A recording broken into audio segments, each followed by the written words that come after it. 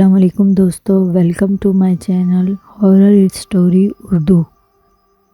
دسمبر 2005 کی بات ہے۔ مجھے ایک کاروباری سلسلے میں اپنے مینیجر فیصل کے ہمراہ لاہور جانا تھا۔ ہماری سیٹیں اے سی سلیپر میں بک تھیں۔ ریل گاڑی کراچی کینٹ سے روانہ ہوئی تھی، مگر روانگی سے 3 گھنٹے قبل ہمیں کراچی کے قائد اعظم ایئرپورٹ کسی اہم کام سے جانا پڑ گیا۔ طے یہ پایا کہ اپنے بیگ ساتھ لے جائیں اور لانڈی اسٹیشن سے گاڑی میں سوار ہوا جائے۔ لہٰذا ہم دونوں لانڈی اسٹیشن سے گاڑی میں بیٹھ گئے، کیونکہ یہاں گاڑی بہت مختصر وقفے کے لیے ٹھہرتی تھی۔ اس لیے جب تک ہم اپنی نشستوں پر پہنچے، گاڑی نے رینگنا شروع کر دیا۔ بوگی تقریباً خالی تھی۔ میں اپنی برتھ F13 پر پہنچا تو معلوم ہوا کہ وہ خالی نہیں ہے۔ اس پر ایک جواں سال محترمہ بڑے مزے سے قبضہ جمائے نیم دراز ہو کر کسی جاسوسی رسالے سے شوق فرما رہی ہیں۔ میں نے ایک بار پھر اپنا ٹکٹ جیب سے نکالا اور سیٹ نمبر چیک کرنے کے بعد ان سے مخاطب ہوا۔ آپ کو تکلیف تو ہوگی، مگر یہ میری سیٹ ہے، آپ اسے خالی کر دیں۔ اس نے ایک شان بے نیازی سے رسالے سے نظریں ہٹائے بغیر جواب دیا، کہیں بھی بیٹھ جائیں، پورا ڈبہ تو خالی پڑا ہے۔ میں نے ناگواری سے کہا، آپ کہیں بھی جا کر بیٹھ جائیں، مگر براہ کرم میری سیٹ چھوڑ دیں۔ مجھے معلوم تھا کہ آگے جا کر اس ڈبے کو بھر جانا ہے۔ خواہ کی بدمزگی سے بچنے کے لیے بہتر ہے کہ اسی سیٹ پر سفر کیا جائے جو آپ کے لیے محفوظ کی گئی ہے۔ وہ خاتون جھلاتی ہوئی منہ میں کچھ بڑبڑاتی اپنی چیزیں سمیٹتی ہوئی برتھ سے اتری اور سامنے کی برتھ پر جا چڑھی۔ وہ محترمہ غالباً اپنے والد کے ساتھ سفر کر رہی تھی۔ فیصل کی سیٹ نیچے تھی۔ میری توقع کے عین مطابق ہماری بوگی اسٹیل مل پر آ کر بھر گئی۔ پاکستان اسٹیل ملز کے 25-30 محنت کش، جو شاید کسی جلسے وغیرہ میں شریک ہونے کے لیے جا رہے تھے، اس میں سوار ہو گئے۔ وہ سب نائٹ ڈیوٹی کر کے آ رہے تھے، اس لیے وہ آتے ہی اپنی اپنی برتھوں پر چڑھ کر سو گئے۔ میں کافی تھکا ہوا تھا، اپنی کمر سیدھی کرنے کے لیے لیٹ گیا اور آج کا اخبار پڑھنے لگا۔ برابر کی برتھ پر وہ محترمہ بدستور کسی جاسوسی ڈائجسٹ میں ڈوبی ہوئی تھی۔ میں نے کن اکھیوں سے اس طرف دیکھا تو مجھے موصوفہ کے ہونٹ آہستہ آہستہ ہلتے نظر آئے۔ پھر ایک اور حیرت انگیز انکشاف ہوا کہ اتنی دیر پڑھنے کے بعد بھی انہوں نے رسالے کا ایک ورق بھی نہیں پلٹا تھا۔ میری جاسوسی کی رگ پھڑکی اور ایک اور انکشاف ہوا کہ رسالہ تو ایک بہانہ تھا۔ وہ ایک ننھا سا ہینڈ فری لگائے اپنے موبائل سے کسی سے محو گفتگو تھی۔ میں ان کو ان کے حال پر چھوڑ کر دوبارہ اخبار کی جانب متوجہ ہو گیا۔ کچھ دیر بعد میں اس سے بھی اکتا گیا اور اخبار رکھ کر سونے کی کوشش کرنے لگا، مگر نیند نہیں آ رہی تھی۔ بوگی کی چھت کو یوں ہی بے مقصد گھورتے ہوئے میری نظر کاغذ کے ایک چھوٹے سے ٹکڑے پر پڑی جو عین میرے چہرے کے سامنے ٹیپ سے چپکا ہوا تھا۔ میں نے ہاتھ بڑھا کر اسے کھینچ لیا۔ اس ہلکے نیلے کاغذ کے ٹکڑے پر کالی روشنائی سے نہایت خوش خط میں تحریر تھا، مجھ سے دوستی کرو گے؟ اور نیچے ایک 10 حرفی موبائل نمبر درج تھا۔ مجھ سے دوستی کرو گے، میں نے زیر لب الفاظ دہرائے۔ یہ کسی لڑکی کا پیغام معلوم ہو رہا تھا۔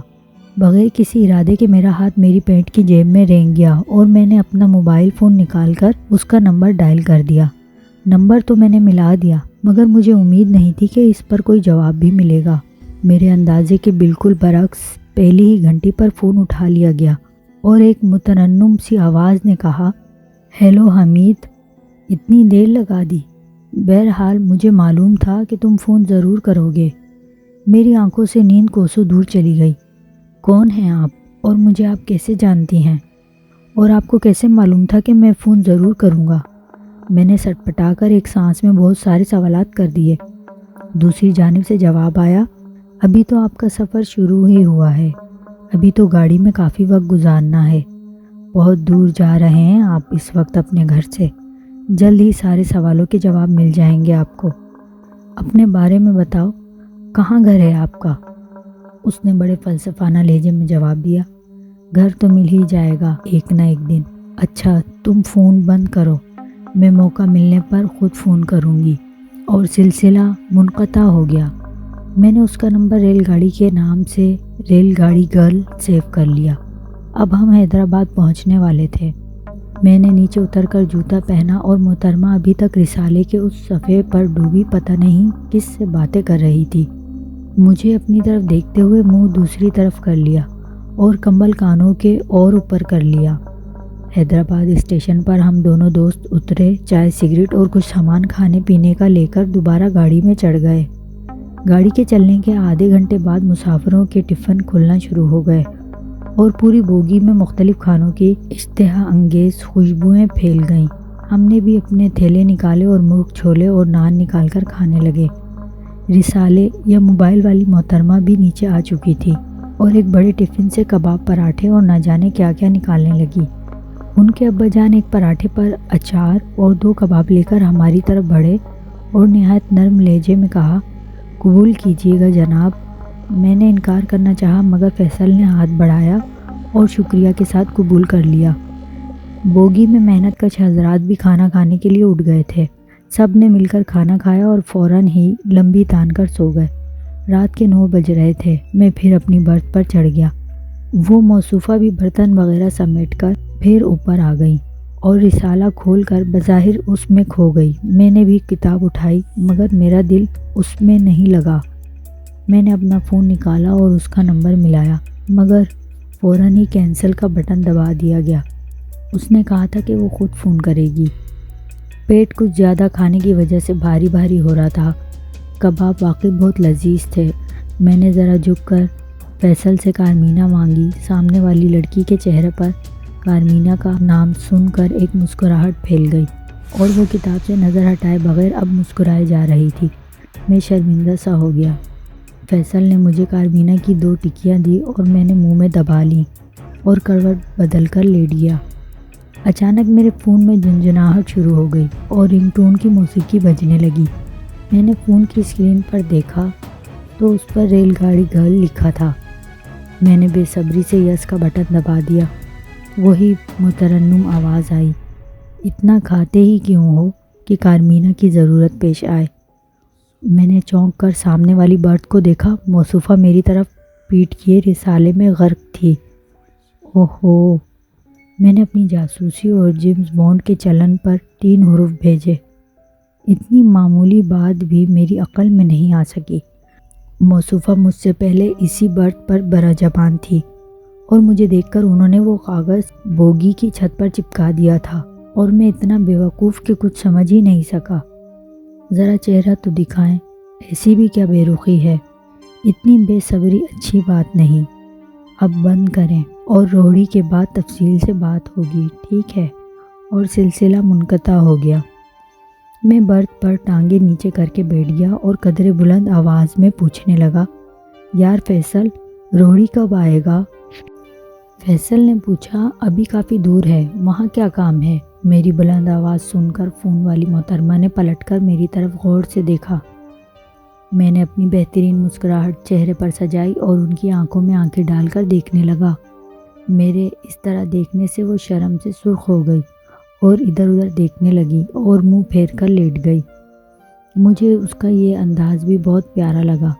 وہ ایک خوبصورت لڑکی تھی اور ایک خوبصورت چہرہ اگر آپ کی طرف راغب ہو جائے تو دنیا بہت اچھی لگنے لگتی ہے۔ میرے ساتھ بھی ایسا ہی ہوا۔ میرے دل میں پیار کے نغمے گونجنے لگے اور میرا دل شاعری کرنے کو مچلنے لگا۔ اب مجھے روہڑی کا بے چینی سے انتظار تھا۔ میں اس کے بارے میں بہت کچھ جاننا چاہتا تھا کہ وہ کون ہے، کہاں جا رہی ہے، اس کا گھر کہاں ہے، وغیرہ وغیرہ۔ میں اپنا چہرہ اپنے دونوں ہاتھوں میں تھامے اس کی طرف مسلسل دیکھے جا رہا تھا۔ بوگی میں مکمل خاموشی تھی۔ ریل گاڑی تیزی سے اپنی منزل کی طرف بھاگے جا رہی تھی۔ روہڑی اسٹیشن پر بڑی گہما گہمی تھی۔ میں فیصل کے ساتھ چائے پینے اتر آیا اور کھڑکی سے 2 کپ اس لڑکی کے باپ کو پکڑا دیے۔ فیصل کو میں نے کچھ بھی نہیں بتایا تھا۔ مجھے ٹرین کا اسٹیشن پر رکنا بہت ناگوار گزر رہا تھا۔ چائے پیتے ہوئے میں نے دیکھا وہ لڑکی کھڑکی میں آ گئی تھی اور ہمارے دیے ہوئے کپ سے چائے پی رہی تھی۔ اچانک میں نے ایک لمبے تڑنگے نوجوان کو کھڑکی کی طرف آتے دیکھا اور وہ لمحے کے لیے رکا اور لڑکی سے کچھ کہا اور آگے بڑھ گیا۔ پھر وہ لڑکی بوگی کے دروازے پر آن کھڑی ہوئی۔ اس کے ہاتھ میں چائے کا کپ ابھی تک تھا اور وہ باڈی بلڈر قسم کا نوجوان بھی ہاتھ میں بسکٹ کا پیکٹ لا کر لڑکی سے باتیں کرنے لگا۔ میرا حسد کے مارے برا حال تھا۔ جی چاہ رہا تھا کہ نوجوان کو پکڑ کر 2 تھپڑ لگاؤں، مگر اس کے شاندار کسرتی بدن نے مجھے اپنی اس حرکت سے باز رکھا۔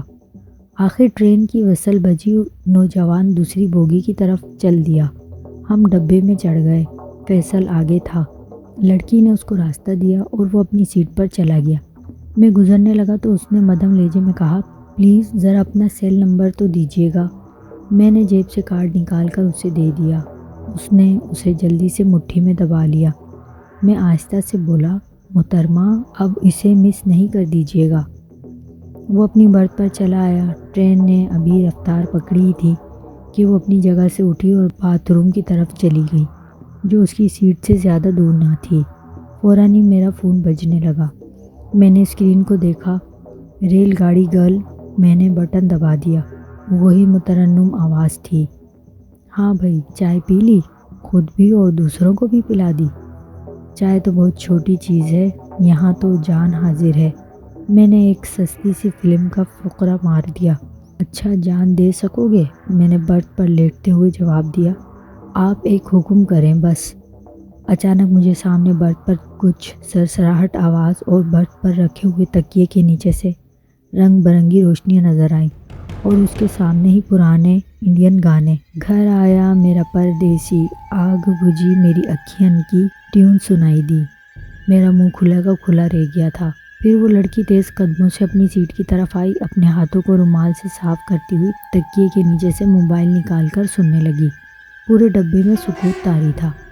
وہ لڑکی رسالہ لیے بلوٹوتھ کان پر لگا کر پہلے والا انداز اختیار کر چکی تھی۔ میں نے چاروں طرف نظریں دوڑائی۔ میرا دل بلیوں کی طرح اچھل رہا تھا۔ یا اللہ، یہ لڑکی تو مجھے فون نہیں کر رہی، اور کون مجھے فون کر رہا ہے؟ پورے ڈبے میں وہی صرف ایک لڑکی تھی، باقی سارے مسافر سو رہے تھے۔ کیا ہو گیا؟ فون میں سے آواز آئی، کیوں سفید پڑ گئے ہو؟ کوئی بھوت پریت دیکھ لیا ہے کیا؟ میرا منہ کھلا تھا۔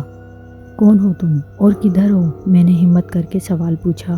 کہنے لگی، نیچے اتر کر کھڑکی سے دیکھو۔ میں نیچے آ گیا۔ فیصل سونے کا ماسٹر تھا، اب تک سارے گھوڑے بیچ کے سو چکا تھا۔ اس لڑکی کے ابا بھی خراٹے لے رہے تھے، اور وہ فون پر بات کرتے ہوئے میری حالت دیکھ کر حیران ہو رہی تھی۔ میں کھڑکی کے پاس فیصل کے پاؤں سرکا کر بیٹھ گیا۔ فون میرے کان سے لگا تھا۔ فون سے مترنم سی آواز آئی، باہر دیکھو غور سے۔ میں نے ہاتھ کا چھجا بنا کر شیشے سے ٹکا دیا اور باہر اندھیرے میں جھانکنے لگا۔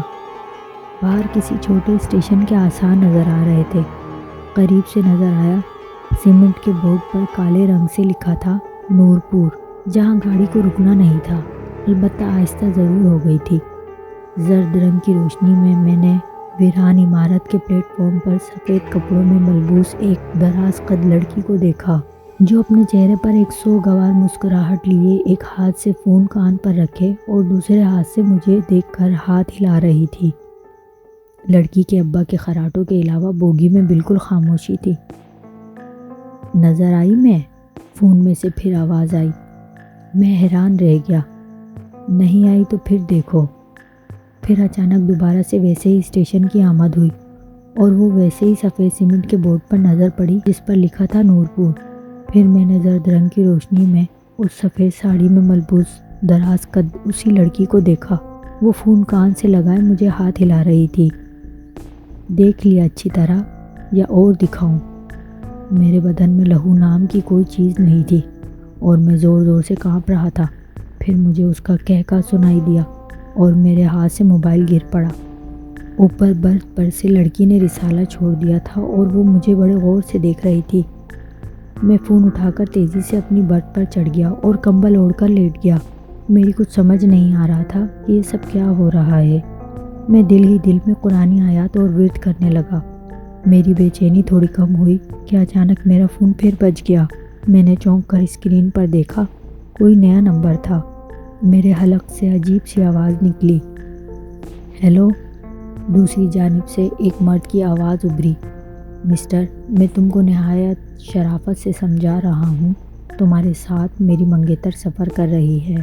اس نے تمہاری شکایت کی ہے کہ تم مجھ سے بدتمیزی کر رہے ہو، اور میں نے کوئی شکایت سنی تو میں بہت بری طرح پیش آؤں گا۔ اور فون بند ہو گیا۔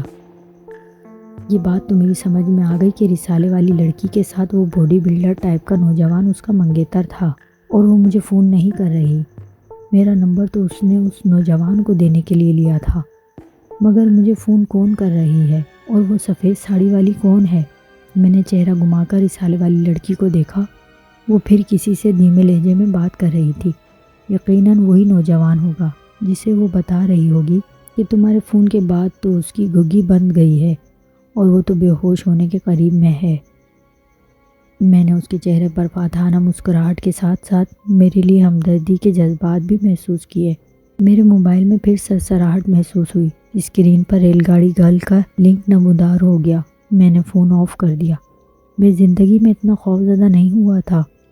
پھر ایسا واقعہ ہوا جسے سوچ کر آج بھی مجھے جھرجھری سی آ جاتی ہے، کیونکہ میرا آف فون خود بخود آن ہو گیا اور اسکرین روشن ہو گئی تھی۔ ریل گاڑی گرل۔ میں نے کانپتے ہوئے ہاتھوں سے فون کی بیٹری نکال دی، مگر اسکرین ویسے کا ویسے روشن تھا۔ پھر فون سے آواز آئی، مجھ سے دوستی کر لی ہے، اب بھاگنے کی کوشش نہ کرنا ورنہ بہت مہنگا ثابت ہوگا۔ یہ سب میری سمجھ سے بالا تر تھا۔ اچانک میرے پاؤں کے انگوٹھے کو کسی نے ہلایا۔ میرا دل حلق میں آ چکا تھا۔ میں نے اٹھ کر دیکھا، وہی کثرتی جسم والا نوجوان کھڑا تھا۔ اس نے اشارے سے مجھ سے کہا آؤ، اور بوگی کے دروازے کی طرف بڑھ گیا۔ میں فوراً اٹھ کر اس کے پیچھے پیچھے چلنے لگا۔ اس نے ایک دو دفعہ پلٹ کر دیکھا، پھر تیز قدموں سے آگے چلنے لگا۔ ساری گاڑی کے مسافر سوئے ہوئے تھے۔ ہم مختلف ڈبوں سے ہوتے ہوئے ڈائننگ کار میں پہنچ گئے۔ وہاں بھی ایک دو آدمیوں کے علاوہ کوئی نہ تھا۔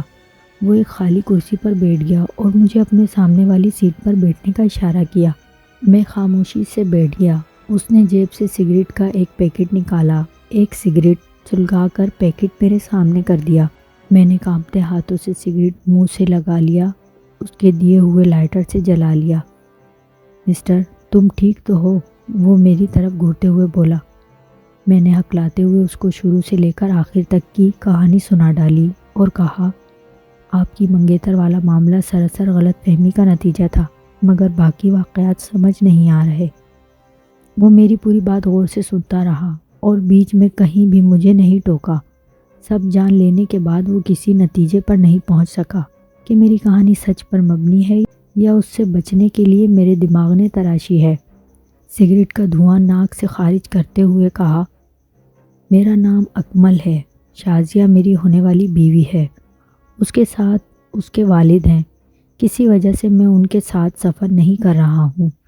اس کے والد کو اگر پتہ چل گیا کہ میں شادی سے پہلے اس سے واقف ہوں اور اس سے ملتا رہتا ہوں تو وہ کسی صورت میری شادی اس سے نہیں کریں گے۔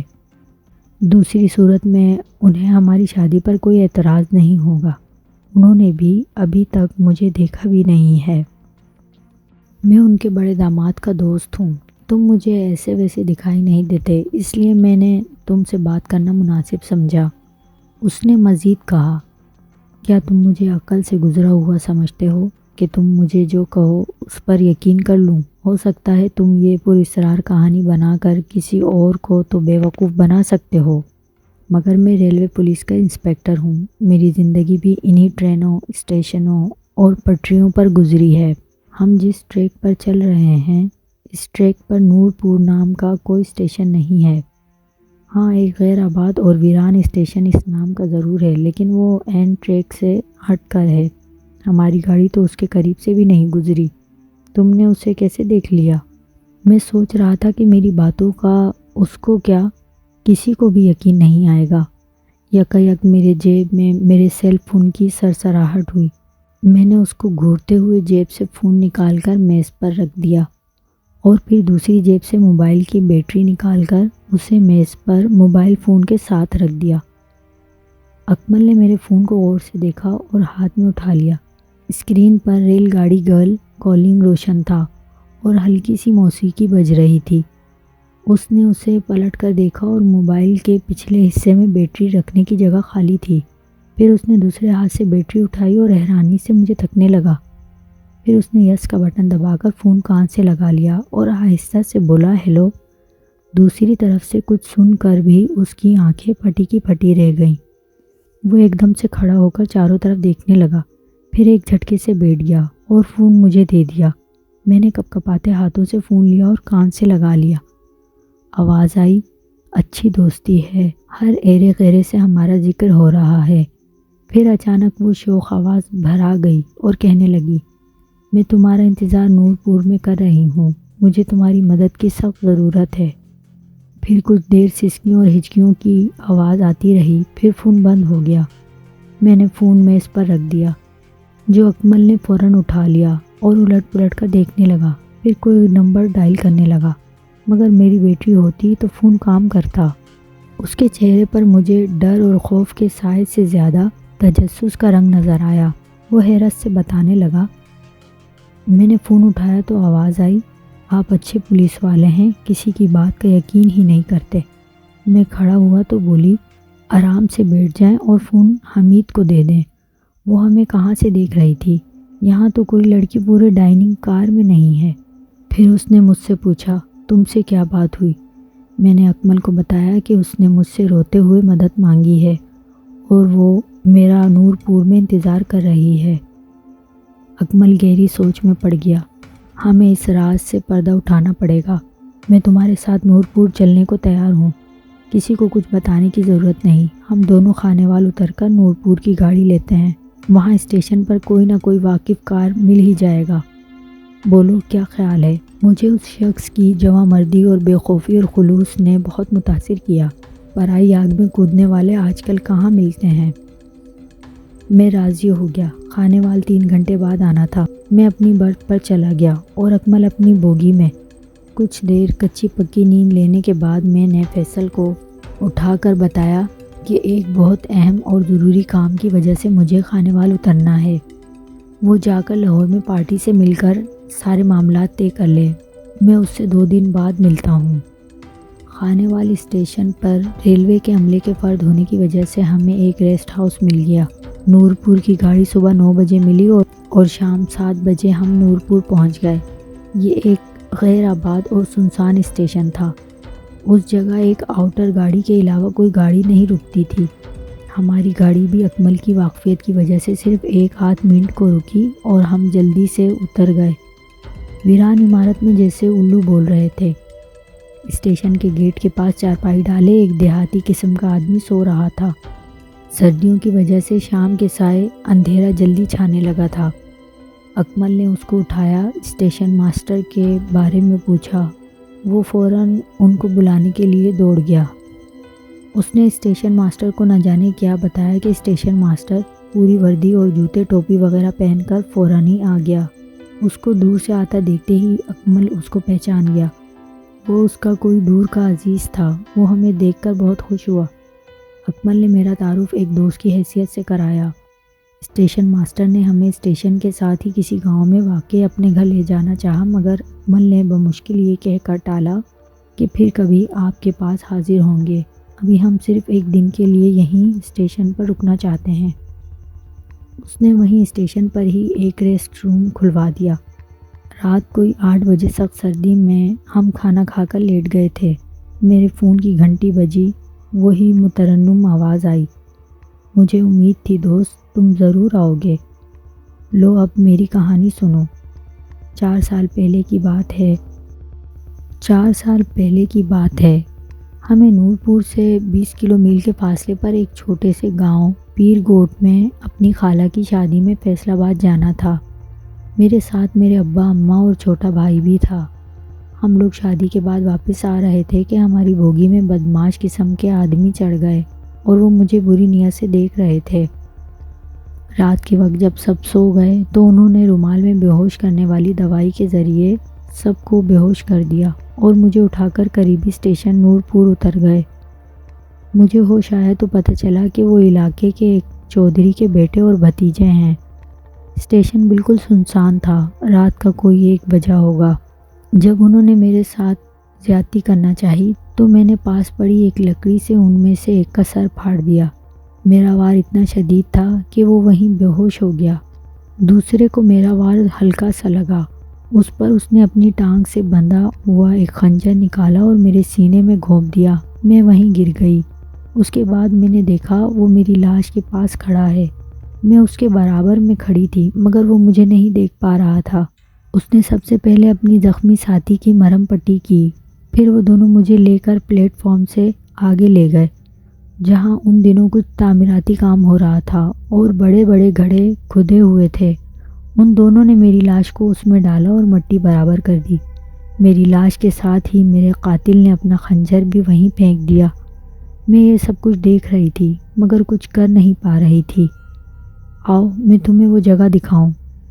میں نے جلدی سے اکمل کو، جو منہ کھولے مجھے فون پر صرف ہاں ہوں کرتے دیکھ رہا تھا، پوری کہانی سنائی اور گرم جیکٹ پہن کر باہر نکل آئے۔ اسٹیشن پر بالکل ہو کا عالم تھا۔ ہم پلیٹ فارم پر پہنچے تو ہمیں دور ایک سفید سایہ دکھائی دیا۔ ہم اس کے پاس پہنچے تو وہ پلٹ گئی اور ہم اس کے پیچھے چل پڑے۔ میرا خوف کے مارے برا حال تھا مگر اکمل نہایت بے خوفی سے ہاتھ میں ایک طاقتور ٹارچ لیے چل رہا تھا۔ پلیٹ فارم کے پکے فرش سے اتر کر اب وہ زمین پر چل رہی تھی جو صبح کی بارش کے باعث ابھی تک گیلی تھی۔ وہ عورت یا روح ایک جگہ جا کر رک گئی، زمین پر ایک جگہ اشارہ کرنے لگی۔ ہم جب اس جگہ پہنچے تو وہ آگے بڑھ گئی۔ اکمل نے اسے آواز دی، سنیے محترمہ، 1 منٹ سنیے، مگر وہ رکی نہیں، نہ ہی اس نے پلٹ کر دیکھا۔ وہ چلتی گئی اور اندھیرے میں غائب ہو گئی۔ ہم تیزی سے اس جگہ پہنچے۔ اکمل بیٹھ کر اس جگہ کا معائنہ کرنے لگا، پھر اس نے قریب پڑی ہوئی ایک لکڑی اٹھائی اور اس جگہ نشانی کے طور پر گاڑ دی۔ اپنے کمرے میں آ کر اکمل نے تھرماس میں سے گرم گرم چائے نکالی، پھر کہنے لگا، یار تمہاری دوست تو صرف فون پر ہی لمبی لمبی باتیں کرتی ہے، سامنا ہوا تو بالکل چپ، بڑی شرمیلی لگتی ہے۔ میں ابھی تک خوف زدہ تھا، کیا جواب دیتا۔ ساری رات خوف کے باعث نیند نہ آئی تھی۔ صبح سویرے اٹھ کر اسٹیشن ماسٹر صاحب کو سارا قصہ بتا دیا۔ ان کے چہرے کے تاثرات سے لگتا تھا جیسے کہ انہوں نے اس کہانی پر یقین نہیں کیا ہو، پھر بھی انہوں نے قریبی تھانے سے 2 سپاہی اور مزدور منگوا لیے۔ ہم سب مل کر رات والی جگہ پہنچ گئے۔ مزدوروں نے وہ جگہ کھودنی شروع کر دی۔ کچھ دیر بعد ہی مٹی میں سے کسی چیز کی موجودگی کا احساس ہوا اور بوسیدہ کپڑوں میں ملبوس ایک ڈھانچہ نظر آیا۔ اس کے پاس ہی ایک لمبے پھل والا زنگ آلود خنجر بھی پڑا تھا۔ خنجر نہایت نفیس لکڑی کا بنا ہوا معلوم ہوتا تھا اور اس پر نہایت خوبصورت نقش و نگار بنے ہوئے تھے۔ ایک سپاہی اس کو دیکھ کر حیرت میں پڑ گیا۔ اکمل نے اس سے پوچھا کہ کیا وہ آلۂ قتل کو پہچانتا ہے؟ تو اس نے بتایا، یہ تو بڑے چودھری صاحب کا ایک خاندانی خنجر لگتا ہے۔ مختصر یہ کہ پولیس پارٹی نے چودھری صاحب کے گھر چھاپا مارا۔ ان کا بڑا بیٹا چودھری کمال لڑکی کا قاتل نکلا۔ اس نے فوراً ہی اپنے جرم کا اقرار کر لیا، کیونکہ اس کے مطابق اس لڑکی کی روح اس کو بھی کافی عرصے سے تنگ کر رہی تھی اور وہ بہت ڈرا ہوا تھا۔ پھر ہم پولیس پارٹی کے ساتھ لڑکی کے گھر گئے، اس کی لاش یا ہڈیوں کا پنجر اس کے لواحقین کے حوالے کیا اور انہوں نے اسے کفنایا، نماز جنازہ پڑھی اور گاؤں کے قبرستان میں اسے دفنا دیا۔ ان سب معاملات کے بعد ہم واپس اسٹیشن آ گئے۔ اس دوران اس لڑکی کا فون نہیں آیا۔ اسٹیشن ماسٹر کے بے حد اصرار کے باوجود ہم نے مزید رکنے سے انکار کر دیا اور انہوں نے ہی ہمیں گاڑی رکوا کر ہمیں اس میں بٹھا دیا۔ میں اور اکمل بوگی کے دروازے پر کھڑے تھے، ہماری نظریں اس کو ڈھونڈ رہی تھی۔ اچانک اسٹیشن کی عمارت کے ایک ستون کے پیچھے سے وہ سامنے آ گئی اور میرا فون بجنے لگا۔ میں نے اس کی طرف ہاتھ ہلاتے ہوئے فون کان سے لگا لیا۔ شکریہ میرے دوست، تم نے واقعی دوستی نبھائی، تمہاری دوستی کا بھی شکریہ۔ اچھا اب میں جا رہی ہوں، مجھے سکون دینے کا بہت شکریہ۔ میرا فون بند ہو گیا اور وہ ہاتھ ہلاتے ہوئے ہماری گاڑی سے دور ہوتی چلی گئی۔ ہم دونوں بھی آخر تک ہاتھ ہلاتے رہے۔ بعد ازاں میں نے اپنے فون میں ریل گاڑی گرل کا نمبر تلاش کیا تو ڈیلیٹ ہو چکا تھا۔